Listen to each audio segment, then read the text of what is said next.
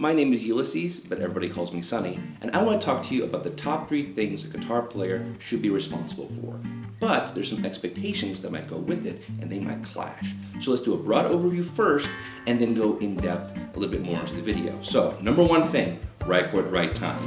Number 2, strumming. Number 3, everything else. So, why is right chord, right time the most important? The number 1 important thing for a guitar player is right chord, right time. And the reason why is the melody line. So most of the time, our melody line is being expressed by a singer. It might be a tuba player, it might be a glockenspiel player, but most of the time it's a singer. And as they're singing, the melody line is implying certain chords.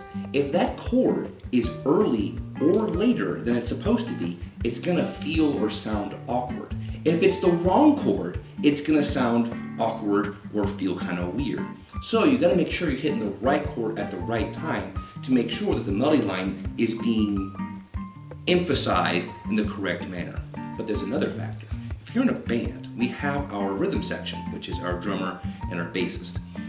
They are playing in a different harmonic spectrum than our singer, so something has to connect them, and that's going to be the person who's playing chords. In this case, it's a guitar player, but it might be a piano player. We are the cohesion between the rhythm section and the singer, so it's important that we're matching all of them at the same time, so the whole band sounds like it's together. Okay, so now let's look at number 2. The second most important thing is strumming, and the reason why is the melody line. So if we're singing some sort of reggae song, okay, and you start strumming some sort of death metal song, it might not sound right. And the reason why is because we're emphasizing 2 different places in the song. So again, to emphasize the melody line, we match the genre, okay, and energy levels. If they want to be quiet, you should be quiet too, most of the time. But again, we are also the cohesion between the singer and the rhythm section. So if we're playing a reggae and our rhythm section is doing a particular sets of rhythms and we're not matching them, it's gonna sound awkward again. And then the singer is not connected to the rest of the band. So it's more for cohesion and energy levels. If we're all matching, it's gonna sound good. If we don't match, we really better know what we're doing because it might not sound that good. So what's number 3? It's going to be everything else. Now the reason why it's going to be everything else is because you have more control. So for example, tone.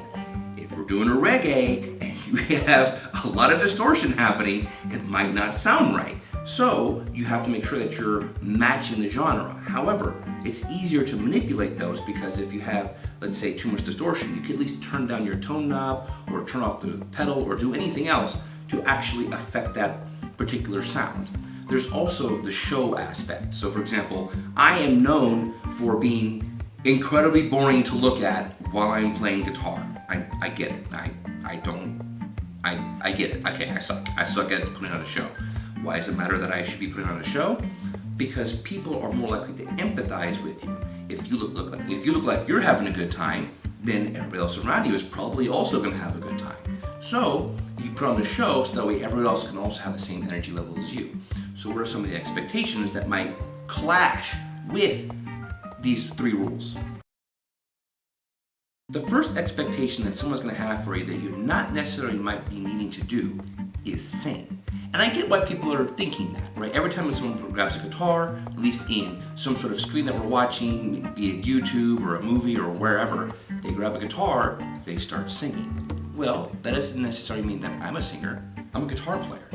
And I compare it to saying like, oh, you're a chef, does that mean you're also a farmer? Like, yeah, I get how they're related, but I'm playing guitar here, I'm not singing. So when someone asks me why I'm not singing, I just explain to them, I'm just a guitar player.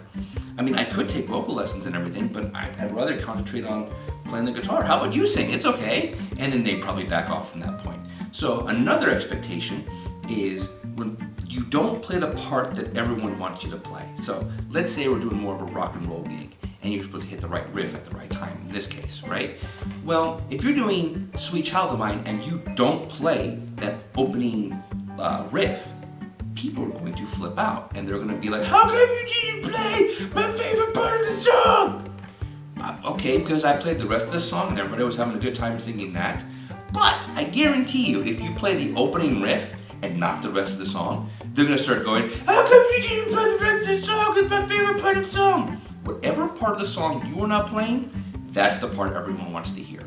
You gotta remember, you're playing guitar for your own enjoyment. So, if you're not playing what everybody else wants you to play, that's their problem. When they get to play guitar, they can play whatever they want to play. But right now, you're playing. And the only thing you should be keeping in mind is making sure you're hitting the right chord at the right time, you're strumming, and then everything else.